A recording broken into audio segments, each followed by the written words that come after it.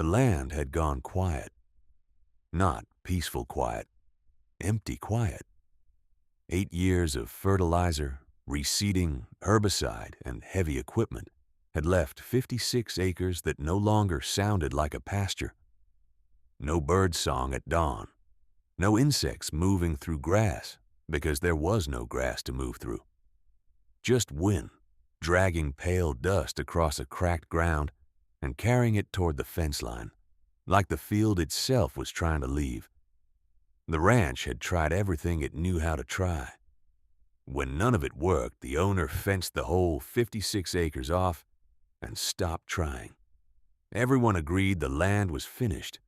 Nobody argued. Then a young woman arrived pulling a trailer full of portable fence posts. People assumed she was hauling cattle somewhere else, anywhere else. Nobody grazed that field on purpose. Instead, she backed up to the gate of the worst ground on the property, stepped down, and started unrolling reels of bright orange polywire. She unloaded them into the dead field. Nobody driving past that morning could have guessed they were watching the beginning of something, least of all the man who owned it. Dale Petrosky hadn't given up on much in his life. He'd given up on this field. He could still point to the exact spot where the last reseeding attempt had failed, a bare stretch near the old fence corner where nothing had taken root in 4 straight years.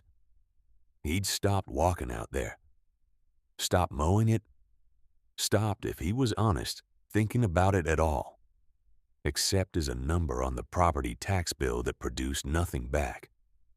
So when Marisol Vance called about leasing it, he laughed before she finished the sentence. "You know what's out there," he said.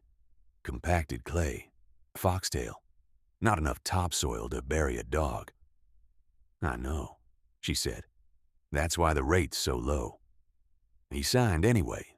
There was nothing left to lose, and a small check every month was better than none. Word moved through the county fast. Feed store, church parking lot, the auction barn on Thursdays. Nobody was cruel about it. They just knew what that ground had already beaten. Hollis Kemp, who'd ranched the property next door for 30 years, drove past just to see the wire for himself. "Little fence like that won't do what a disc plow couldn't," he told Dale over the property line. Dale didn't argue. He'd tried arguing with that field before. It never won him anything. Marisol didn't argue either. She spent 2 full days walking the pasture before a single animal arrived, kneeling in the dust, pulling up soil that crumbled to ash between her fingers, counting weeds by name, marking where rain pooled and where it simply ran away. 11 test holes, 1 earthworm. If you'd stood at that fence line on the first day, watching a woman quietly unload cattle into ground everyone else had written off, what would you have thought? We'd love to hear your guess in the comments. And if forgotten places finding a second chance are the kind of stories that stay with you, this is a good moment to subscribe. We tell a new one every week. 30 pairs of cattle came off the trailer into a paddock no bigger than a backyard, a sliver of the 56 acres fenced with wire she could move by hand. The rest of the field sat untouched, waiting, silent. Everyone thought she was wasting her time, including, quietly, Dale.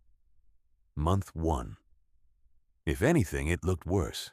The cattle hit the small paddock hard, grazing it down to almost nothing, hooves punching through the crusted surface, manure trampled flat into dirt that hadn't held moisture in years. To anyone glancing over the fence, it looked like damage. Hollis Kemp saw it from his truck and didn't bother hiding his opinion. "She's finishing what the drought started," he told Dale. Dale said nothing.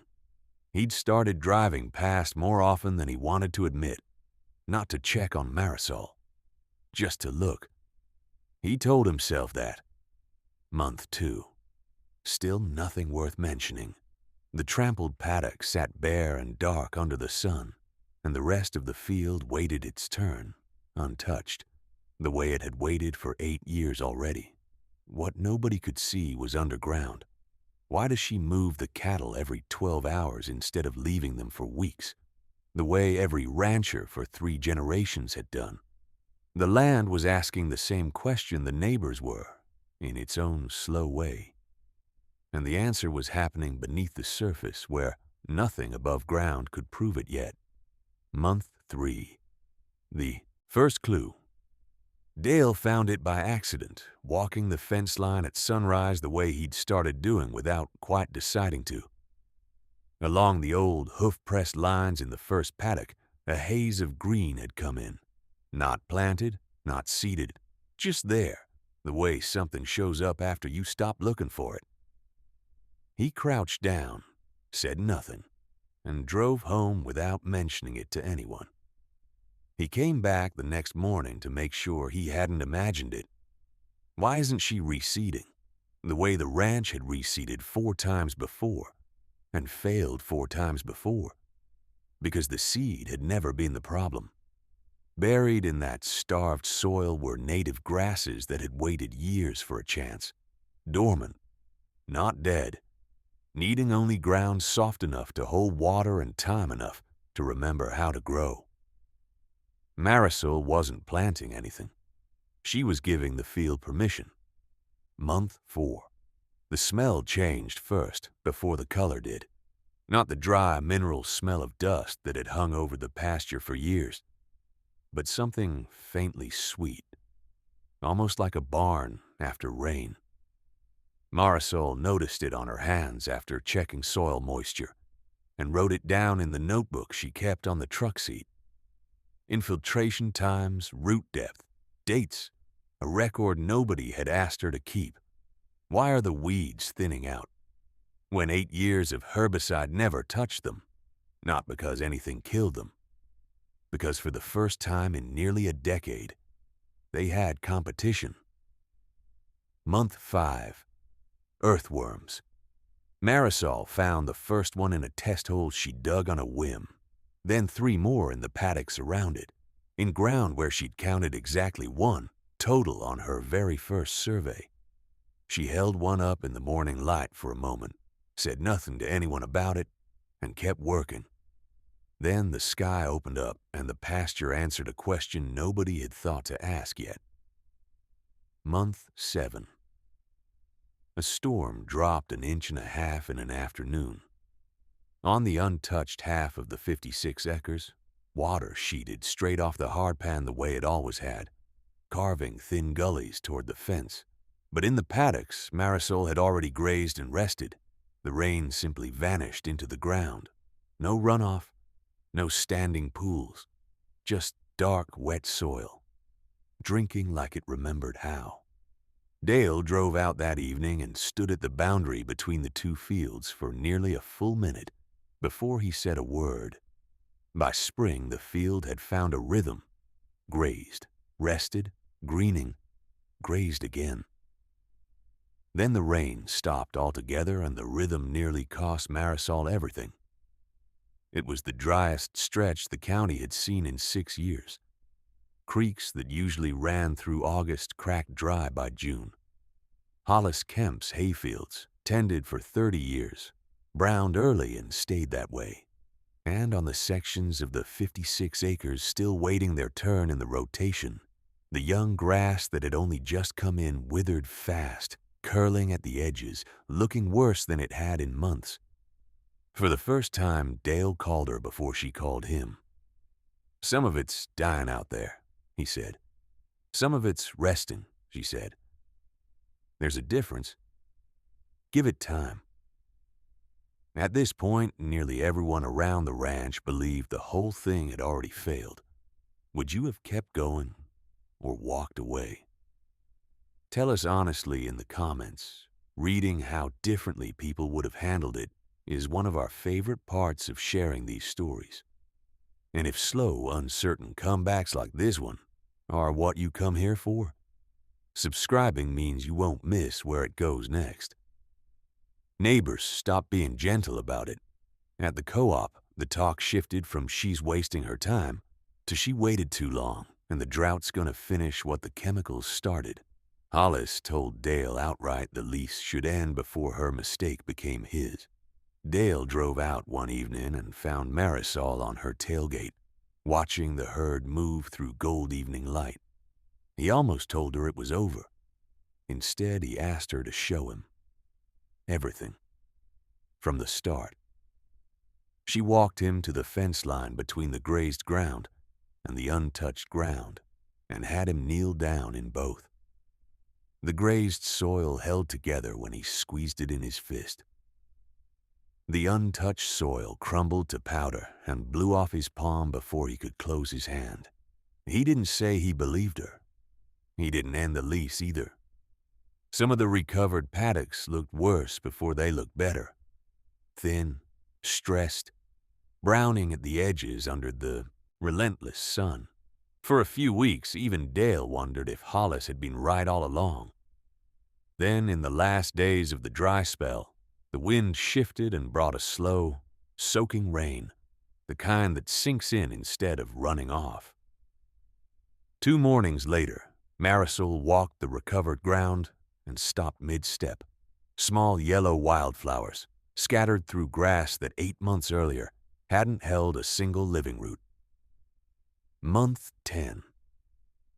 The wildflowers weren't alone for long. The earliest paddocks, the ones grazed back in the first cold weeks of the project, had grown thick, knee-high, threaded with native bluestem and clover nobody had planted. The soil underneath stayed noticeably cooler at midday than the bare ground beside it, shaded now by a living canopy instead of exposed to the sun. Wildlife noticed before people did. A pair of meadowlarks nested at the tree line. Birds nobody remembered seeing on that property in years. Killdeer worked the damp patches near the old creek bed, which by month 10 wasn't fully dry anymore. A thin trickle had come back to a channel that hadn't run since before the drought. Why was the neighboring hayfield still browning while Marisol's ground stayed green through the same dry stretch? Hollis Kemp's field, mowed short and left bare between cuttings, radiated heat and shed whatever rain it got within hours. Marisol's recovered paddocks held a living cover year-round, roots reaching deeper with every cycle, keeping water where the grass could still reach it long after the sky had cleared. It wasn't luck. It was structure, built one small fence move at a time, invisible from the road. Month 12.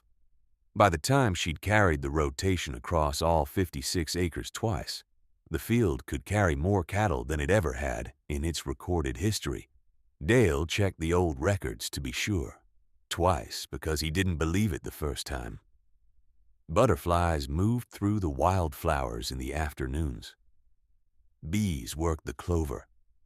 The smell after rain wasn't the flat scent of wet dust anymore. It was the dark, rich smell of soil that was unmistakably alive. Hollis Kemp stopped driving past to shake his head. He started driving past to look, parking at the fence line some mornings longer than he meant to, watching fog lift off grass that 8 years of chemical and steel had never managed to grow. Watching a place come back. This slowly reminds us that some transformations happen so gradually, the people closest to them almost miss the moment it actually turned.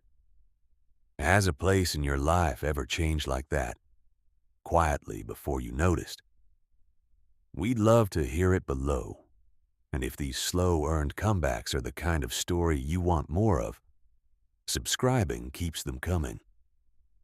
A year and a half after the orange wire first went up, a county conservation officer walked the pasture with Dale, notebook in hand, asking the questions everyone eventually asked. "What fertilizer did you use?" "None," Dale said. "What machinery?" "None." "So what changed?" Dale smiled, something Hollis Kemp would later say he hadn't seen Dale do about that field in a decade. "She moved the fence." The officer waited for more. There wasn't any more, and that was the point. Grass stood waist-high in the morning light, heavy with dew moving in slow waves when the wind came through. Cattle grazed near the tree line, unhurried, hidden to the knee in grass that 18 months earlier hadn't existed. Past the fence, the creek ran quiet and steady for the first time in years. Hollis crouched without being asked and pulled up a fistful of dark, crumbling soil, threaded with roots and 3 earthworms he didn't have to look hard to find. He didn't say much. He didn't need to. By the following spring, he was one of 2 neighboring ranchers who'd asked Marisol to walk their worst ground the same way. Dale wasn't one for speeches, but standing at that gate, watching cattle move through grass that had once been dismissed by everyone, including him, as finished, he said the only thing that needed saying.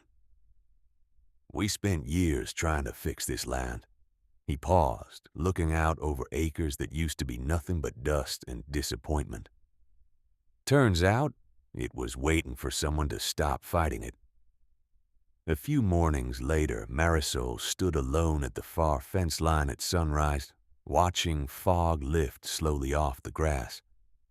The herd moved through pasture that had once been the field nobody wanted, birds lifting, ahead of the cattle as they went, rising over all 56 restored acres, and the quiet, unremarkable work it had taken to bring them back. If this is the kind of story that stayed with you, tell us which moment changed how you saw it.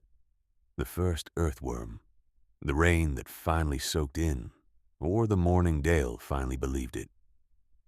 Your comments are what keep these conversations going, and subscribing means you'll be here the next time a forgotten piece of land, and the person patient enough to believe in it, gets a second chance.